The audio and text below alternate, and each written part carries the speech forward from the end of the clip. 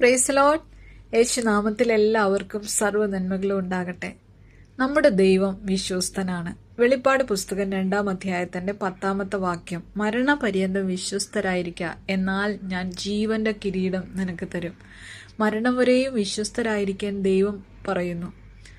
നമ്മൾ നമ്മളോട് തന്നെ വിശ്വസ്തരായിരിക്കണം. നമ്മുടെ ജീവിത പങ്കാളിയോട് വിശ്വസ്തരായിരിക്കണം. നമ്മളുടെ മക്കളോട് വിശ്വസ്തരായിരിക്കണം. നമ്മുടെ ചുറ്റുപാടുകളോട് നമ്മൾ വിശ്വസ്തയോടെ പെരുമാറണം. നമ്മൾ ഏൽപ്പിച്ചിരിക്കുന്ന ജോലിയിൽ നമ്മൾ വിശ്വസ്തയോടെ പ്രവർത്തിക്കണം. ബൈബിളിൽ വിശ്വസ്തയെ ടെസ്റ്റ് ചെയ്യുന്ന ഒരു ഭാഗമുണ്ട്. മത്തായിയുടെ സുവിശേഷം 25-ാം അധ്യായത്തിന്റെ 14 മുതൽ 30 വരെയുള്ള ഭാഗങ്ങൾ. താലന്തിന്റെ ഉപമയാണ് കേട്ടോ അത്. ഒരു മനുഷ്യൻ ദൂരദേശത്തേക്ക് പോകുന്നതിന് മുമ്പായിട്ട് തന്റെ ദാസന്മാരെ വിളിച്ച് തന്റെ സമ്പത്ത് അവരെ ഏൽപ്പിക്കുന്നു. ഒരാൾക്ക് 5 താലന്ത്, ഒരാൾക്ക് 2 താലന്ത്, ഒരാൾക്ക് 1 താലന്ത്.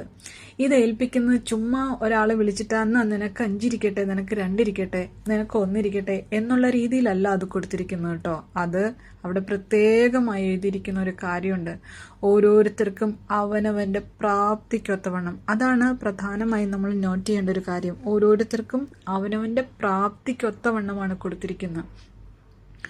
അങ്ങനെ കൊടുത്ത് യജമാനൻ യാത്ര പുറപ്പെട്ടു. കാലങ്ങൾക്ക് ശേഷം യജമാനൻ തിരികെ വന്ന് അവരുമായി കണക്ക് തീർക്കുന്ന സമയത്ത് 5 കിട്ടിയ ആൾ എന്ത് ചെയ്തു എന്ന് വെച്ചാൽ, അയാൾ അത് പോയി വ്യാപാരം ചെയ്ത് 5 കൂടെ നേടി യജമാനനെ ഏൽപ്പിക്കുന്നു.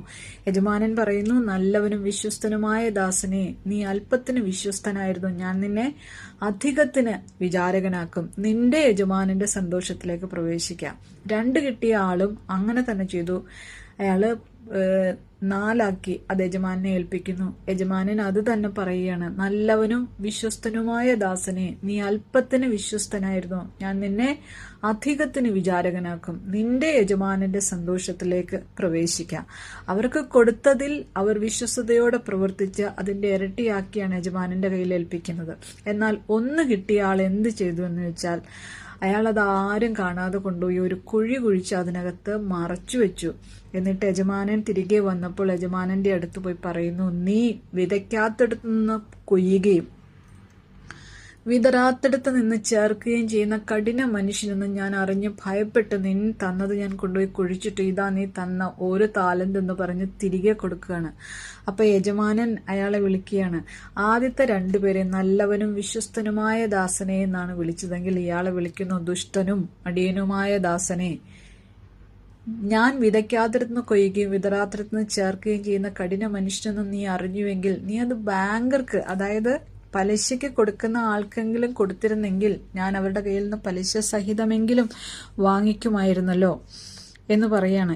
അതായത് അയാൾ ഒന്നും ചെയ്യാൻ തയ്യാറായിരുന്നില്ല എന്ന് പറഞ്ഞാൽ, ദൈവം നമ്മളെ ഓരോരുത്തരെയും ഓരോ കാര്യങ്ങൾ ഏൽപ്പിക്കുന്നത് നമ്മൾ എത്രത്തോളം വിശ്വസ്തരെന്ന് കണ്ടിട്ടാണ്. ഇവിടെ 5 കിട്ടിയ ആള് അത് 10 ആക്കി, 2 കിട്ടിയ ആൾ അത് 4 ആക്കി, 1 താലന്ത് കിട്ടിയ ആള് ഒന്നും ചെയ്തില്ല. ഞാൻ ആദ്യം പറഞ്ഞല്ലോ, അവനവന്റെ പ്രാപ്തിക്കൊത്തവണ്ണമാണ് കൊടുത്തിരിക്കുന്നതെന്ന്.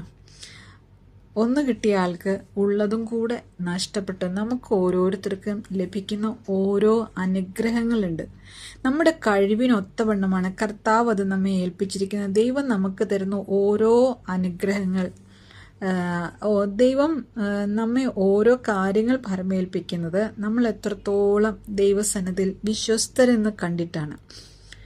അപ്പോൾ അതിൻ്റെ വലിപ്പവും അല്ലെങ്കിൽ അതെന്തുമാത്രം എന്നുള്ളതിനപ്പുറത്തേക്ക് ആ തന്ന കാര്യത്തിൽ എത്രത്തോളം വിശ്വസ്തയോടെ നമുക്ക് ചെയ്യാൻ കഴിയുന്നു എന്നതാണ് പ്രധാനം.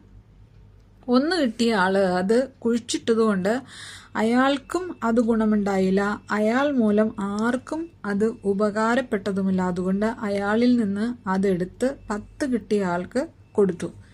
ദൈവം നമുക്ക് തരുന്ന ഓരോ അനുഗ്രഹങ്ങളും നമ്മിൽ വച്ചുകൊണ്ടിരിക്കാതെ മറ്റുള്ളവരിലേക്ക് പകർന്നു കൊടുക്കാൻ നമുക്ക് കഴിയണം. ഈ വിശ്വസ്തത എന്ന് പറയുന്നത് നമുക്ക് ഓടിച്ചെല്ലുമ്പോൾ കിട്ടുന്ന ഒരു കാര്യമല്ല. വിശ്വസ്തതയ്ക്ക് നമ്മളുടെ ഒരു പരിശ്രമം അതിനകത്ത് ആവശ്യമാണ്. പരിശ്രമവും പരിശീലനവും നമ്മുടെ ആത്മാർത്ഥതയും നമ്മുടെ സമയം നമ്മൾ അതിനു വേണ്ടി കൊടുക്കേണ്ടതുണ്ട്. ഒരു അർപ്പണ മനോഭാവം അതിനകത്ത് നമ്മൾ കൊടുക്കേണ്ടതുണ്ട്. പൗലോസ് അപ്പോസ്തലൻ പറയുന്നു, ദൈവം എന്നെ വിശ്വസ്തനെന്ന് എണ്ണിയെന്ന്. ദൈവം നമ്മളെ വിശ്വസ്തരെന്ന് എണ്ണുന്നതാണ് പ്രധാനം. ദൈവമായ കർത്താവ് നമ്മളെ വിശ്വസ്തരെന്ന് എണ്ണുവാൻ തക്കവണ്ണം നമ്മൾക്കും ആ കൃപ ലഭിക്കുമാറാകട്ടെ. ദൈവം നമ്മളെ ധാരാളമായി അനുഗ്രഹിക്കട്ടെ. ആമേൻ.